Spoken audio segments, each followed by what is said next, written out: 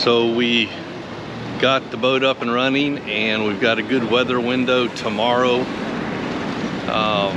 So we're on our way to clear customs and get everything ready to depart tomorrow morning. Hi, I'm Ron. And I'm Marie. 10 years ago, we bought a broken down trawler for $4,000. And nothing worked, not even the kitchen sink. After a lot of hard work and help from our friends and family, we moved aboard Elixir full time. And now we are cruising this old boat while the work and fun continues. So subscribe and give us a like and come along with us cruising this old boat. All right, so we went to customs at the Big Game Club Marina. They said we no longer need to check out, just to leave the cards that we got from immigration when we checked in, either with immigration or with any dock master, and leave. So no more clearing out to leave the Bahamas. That might have had something to do with the fact that we checked in here. Because he did ask where we checked in. Yeah, he did ask where we checked in, which we checked in at Bimini and we're leaving from Bimini, so we don't know if that makes a difference or not. I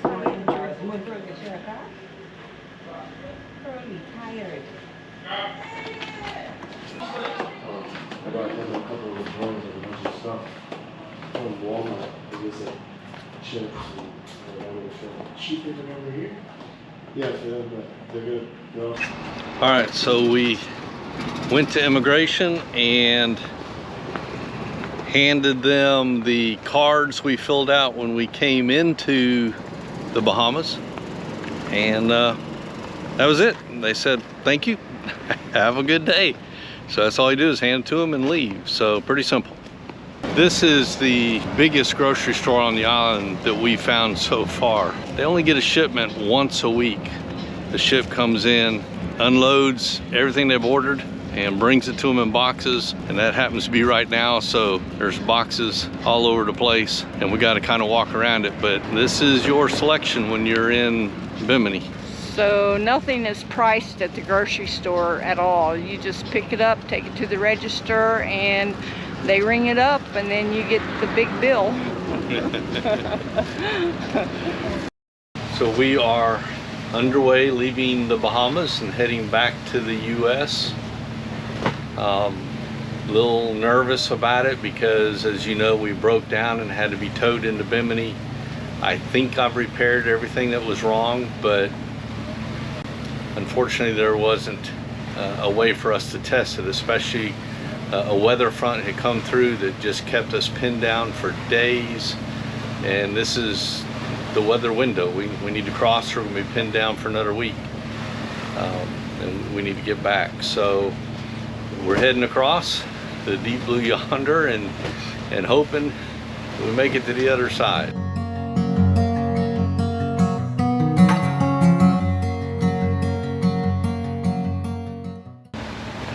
Even though the swells were only 2 foot,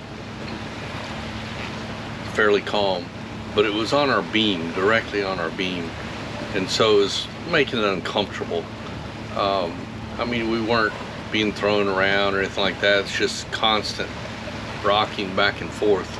You know, imagine sitting sideways in a rocking chair that somebody else is pushing, not you. And so, you know, just gets uncomfortable after a while. So we decided, since we hadn't gone very far, I did some recalculations, and we have turned and headed further north. Instead of aiming for Fort Lauderdale, we are shooting for West Palm Beach. So even though it's a lot further to get to West Palm Beach, it almost double the distance going over to Fort Lauderdale.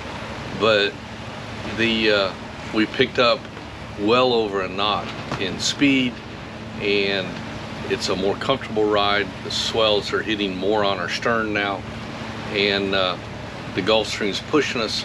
So we've added about an hour and a half to our travel time today, and we'll cut 2 days off our travel time if we'd gone in Fort Lauderdale and then up the ICW.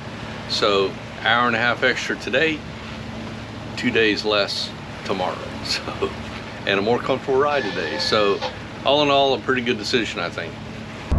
Well, I don't know what this is all about, but looks like our path, we just changed our path a little bit ago from Fort Lauderdale to West Palm, because that's the way the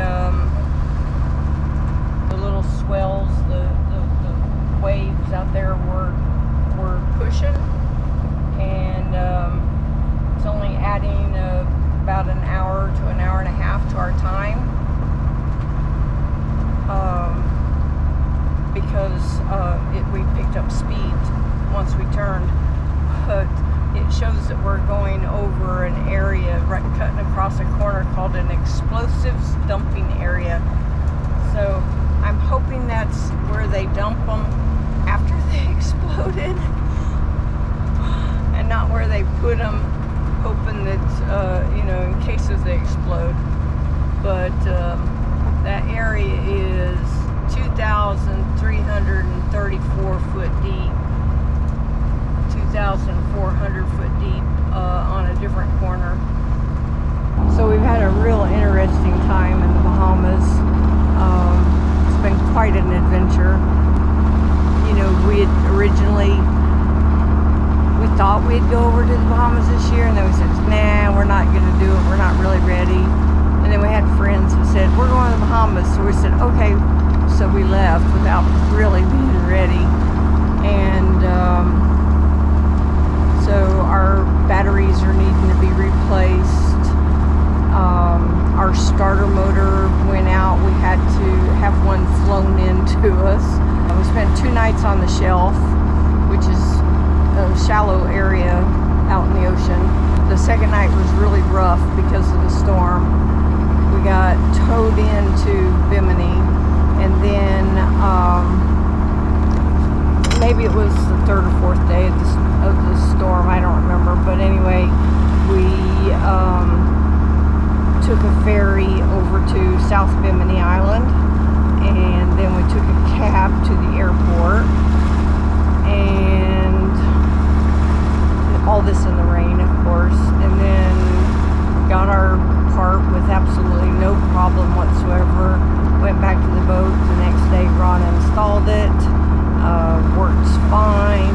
In the meantime, before the part arrived, he completely took the rake cores apart and the filters and cleaned everything, changed filters out. While we were in Nassau, we got a chunk taken out of our rudder. We swam with the pigs. I think the best part was what's called the washing machine. We went there, and you swim out or dive in, and you've got to go out far enough for the current to catch you, and then it pushes you out towards the ocean. There's a sandbar, and you want to stand up once you get to the sandbar and work your way back to the land. And it actually is a long ways. It's a lot longer than you would, further away than you realize. By the time you get back, you're pretty tired. If you don't get out far enough for the current to take you all the way to the sandbar, it'll just swing you around and bring you back to the beginning. That's why they call it the washing machine, because it goes around and around. Diving in the James Bond Thunderball cave was super awesome. I would have liked to have stayed there for a really long time, for a lot longer than we did. Oh yeah, the dinghy, the outboard on the dinghy died. So Ron got some rowing practice in. So yeah, it was definitely an adventure, but we're ready to go home. We had a good time, but we're ready to go home.